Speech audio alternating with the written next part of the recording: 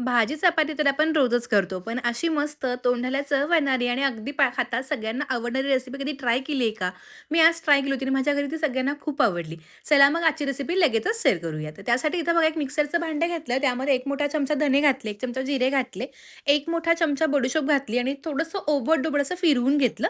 आता तुम्ही पाहू शकता धने बघा एकामध्ये 2 असं झालेले आहेत आणि हे अगदी छान असं तयार झालंय.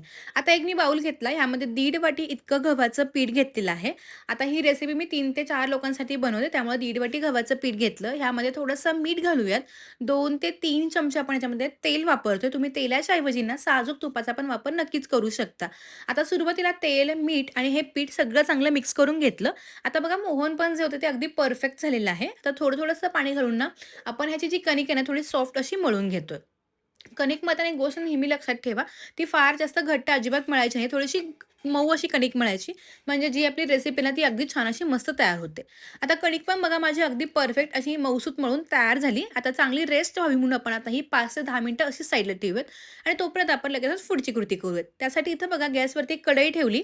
कढईमध्ये मी 1 ते 1.5 मोठा चमचा तेल घातलं. तेल चांगलं गरम झालं, की पाव चमचा मी इथं हिंग घातलं आणि त्यानंतर आपण जे धने, जिरे आणि बडीशेप ओबड वाटून घेतले होते, तर ते घातले. तेलावरती आपण ते 2 ते 3 मिनिटं सगळे चांगले परतवून घ्यायचे. ते धने आणि बडीशेपची चव आहे ना, ती खूप छान रेसिपी लागते. आता हे सगळं परतलं गेलं. आता इथं बघा मी 3 ते 4 मध्यम आकाराचे कांदे घेतले. ते उभ्या आकारामध्ये असं चिरून घेतले होते. कांदा ना थोडा रेसिपीला आपल्याला जास्त लागतो. तर इथं मी 3 ते 4 कांदे घेतले होते. आता हा कांदा बघा ह्या सगळ्या तेलावरती परतवून घ्यायचा. हा जो कांदा आपण जसं चांगला परतत जाऊ ना, तसा कांदा पूर्ण सुट्टा होतो.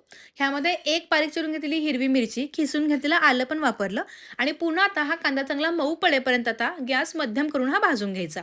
बरेचदा आपण भाजी करतो, चपाती करतो, पण रोजच्या भाजी चपातीचा बऱ्याचदा कंटाळा येतो. अशा वेळी काय करायचं, तर ही मस्त एकच रेसिपी करायची जी खायला खूप मस्त लागते. ही जी रेसिपी आहे ना, ती कांदा कचोरी जर आपण खाल्ली असेल ना, तर अगदी तशीच चव लागते. मात्र आज आपण कचोरी करत नाहीये. कमी तेलामध्ये ही रेसिपी करतो, त्यामुळे ना मस्त लागते. तुम्ही बघू शकताय कांदा पण बघा अगदी पूर्ण सुट्टा-सुट्टा असा झालेला आहे. साधारणपणे बघा 4 ते 5 मिनिटं मी हा पूर्ण जो कांदा आहे तो सगळा परतवून घेतला. कांदा आता बऱ्यापैकी शिजला गेला आहे. आता कांद्यामध्ये ना मॉइश्चर असतं. त्यामध्ये थोडंसं चवीनुसार मीठ घालायचं म्हणजे कांदा पटकन मऊ पडतो. कांद्याला जे काही पाणी सुटतं ना, त्या पाण्यामुळे बरेचदा रेसिपी बिघडण्याची शक्यता असते. त्यामुळे मी याच्यामध्ये ना 2 ते 3 मोठे चमचे मी बेसनचं पीठ घातलं. जे काही कांद्याचं पाणी असतं ना, ते बेसनचं पीठ पूर्णपणे ओढून घेतं आणि पूर्ण कांद्याचा ओलसरपणा कमी होतो. आता गॅस अगदी बारीक करायचा आणि बेसन पीठ बघा सगळं चांगलं भाजून घ्यायचं. म्हणजे जो काही राहिलेला कांदा होता आणि बेसन पिठासोबत ना ते अगदी परफेक्ट असं भाजलं जातं. तर हे सगळं बघा चांगलं असं मिक्स करून घेतलं. आता बेसन पीठ पण सगळं चांगलं भाजलं गेलेलं आहे. अगदी छान असा खमंग सुगंध येतोय. आता ह्यामध्ये ना आपण काही मसाले ॲड करतोय. त्यामध्ये सुरुवातीला बघा मी पाव चमचा इतकी हळद पावडर घातली आणि तिखटासाठी ना 1 ते 2 चमचे काश्मीरी लाल तिखट वापरलं. लहान मुलं खाणार असेल तुम्ही थोडंसं प्रमाण कमी पण करू शकता. आता पुन्हा बघा हे सगळं चांगलं मिक्स करून घ्यायचं. हे जे स्टफिंग आहे ना, ते खायला खूप मस्त आणि टेस्टी लागतं. तर अगदी छान असं मस्तपैकी बघा चांगलं मिक्स करून घेतलेलं आहे. अजिबात ओलसरपणा नाही आहे. अगदी छानपैकी हे स्टफिंग तयार झालेलं आहे. आता गॅस बंद करून घ्यायचा आणि अर्धा लिंबाचा रस घालायचा. आता लिंबूचा रस नसेल तुम्ही थोडीशी आमचूर पावडर किंवा चाट मसाला वापरू शकता आणि वरून थोडीशी बारीक चिरून घेतलेली कोथिंबीर घातली आणि हे सगळं बघा चांगलं मिक्स करून घ्यायचं. चटपटीत आपलं सारण तयार झालंय. आता हे सारण आपण एका साईडला ठेवून देऊया. तोपर्यंत कणिक पण मग आपली चांगली भिजली गेली होती. आता ह्याचे छोट्या-छोट्या आकाराचे गोळे करून घ्यायचे. सुरुवातीला इथे मी 2 गोळे करून घेतलेले होते. ही रेसिपी नाश्त्यासाठी, संध्याकाळच्या हलक्या-फुलक्या जेवणासाठी किंवा मुलांना टिफिनला हेल्दी रेसिपी म्हणून तुम्ही नक्कीच देऊ शकता. आता गोळे बनवून घेतल्यानंतर एक गोळा जो होतो गव्हाच्या पिठामध्ये मी चांगला असा घोळवून घेतला आणि हा ना चांगलासा एक मध्यम आकाराची याची आपण पोळी लाटून घ्यायची. आता एक पोळी लाटून झाली. पुन्हा दुसरा गोळा घेतला आणि तो पण बरोबर त्याच आकारामध्ये मी त्याची पोळी लाटून घेतली. दोन्ही जे पोळ्या जर लाटून घ्यायच्या, पण एकाच आकाराच्या लाटायच्या हे मात्र लक्षात ठेवा. आता एका पोळीवरती बघा आपण जे स्टफिंग तयार केलं होतं, त्याचं पूर्ण स्टफिंग घातलं. आणि तुम्हाला ह्यातलं जे सारण आहे ना, ते किती जास्त किंवा किती कमी आवडतं ह्याच्यावर तुम्ही प्रमाण थोडंसं कमी जास्त करू शकता. आता मला जास्त सारण भरलेली रेसिपी खायला आवडते, त्यामुळे मी भरपूर जास्त सारण घातले आणि ह्याच्यावरती दुसरी चपाती ठेवून पुन्हा ही चपाती बघा चांगली अशी पॅक करून घेतली. आता वरच्या बाजूला ना थोडंसं तेल लावून घ्यायचं. इथे मी तेलाचा वापर केला. तुम्ही हवं तर साजूक तुपाचा वापर करू शकता. ज्यामुळे आपल्या रेसिपीला ना मस्त असे चांगले पदर पण सुटतात.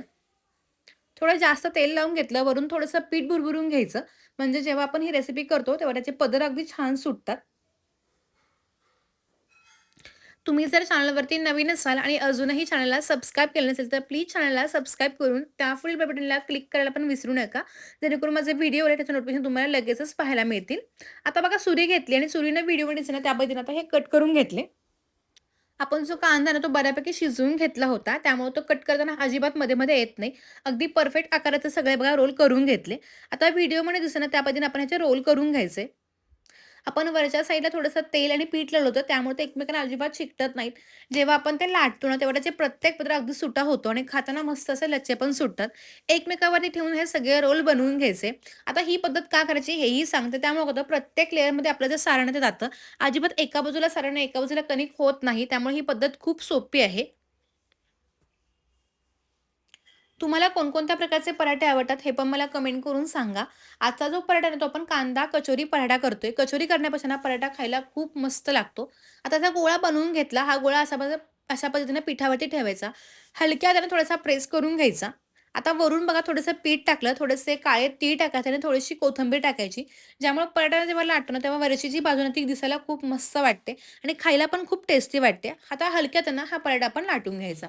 जेव्हा कोणत्याही प्रकारचे आपण पराठे वगैरे करतो, तेव्हा ते फार जास्त पातळ अजिबात करायचं नाही. थोडेसे जाडसर ठेवायचे. ह्यामुळे होतं पराठा दिवसभर अगदी मऊसूत राहतो. तुम्ही पाहू शकता, की अगदी मस्त कलरफुल असा आपला पराठा दिसतोय. प्रत्येक लेयरला सारण दिसतंय आणि प्रत्येक लेयर जो आहे तो अगदी मस्त दिसतोय. आता पराठा बघा लाटून तयार झाला. आता हा शेकून घेऊ. गॅसवरती बघा नॉनस्टिकचा तवा ठेवला. तवा चांगला गरम झाला, की पराठा टाकून घेतला. वरच्या बाजूनं तेल, तूप, बटर किंवा लोणी जे तुम्हाला काही आवडत असेल, ते तुम्ही वरून टाकून ना मस्तपैकी दोन्ही साइडनं पराठा भाजून घ्यायचा. आता हा पराठा खायचा कशासोबत हेही तुम्हाला सांगते. आता हा जो पराठा आहे ह्याच्यामध्ये आपण कचोरीचं सारण घातलं होतं त्यामुळं पराठा नुसता खायला खूप मस्त लागतो. भरपूर बदर सुटतो त्यामुळे हलका होतो. मग तुम्ही हवं तर दही, पुदिन्याची चटणी किंवा मग अगदी लोणच्या सोबत पण हा सर्व्ह करू शकता. मस्तपैकी बघा दोन्ही बाजूने छानपैकी असे पदर सुटलेले आहेत. मी तेलानं हा भाजून घेतलेला आहे. भाजी नसेल किंवा भाजी चपाती खायचा कंटाळा आला असेल आणि किंवा मुलं भाज्या खात नसतील, अशा ऑप्शन्समध्ये तुम्ही मस्तपैकी हा लच्छा पराठा बनवू शकता. तुम्हाला माझी आजची ही लच्छा पराठ्याची रेसिपी कशी वाटली हे कमेंटमध्ये कळवायला विसरू नका आणि व्हिडिओ आवडला असेल तर व्हिडिओ कोणत्या गावातून पाहताय हे पण कमेंट करून नक्की सांगा. पुन्हा भेटूया तोपर्यंत धन्यवाद.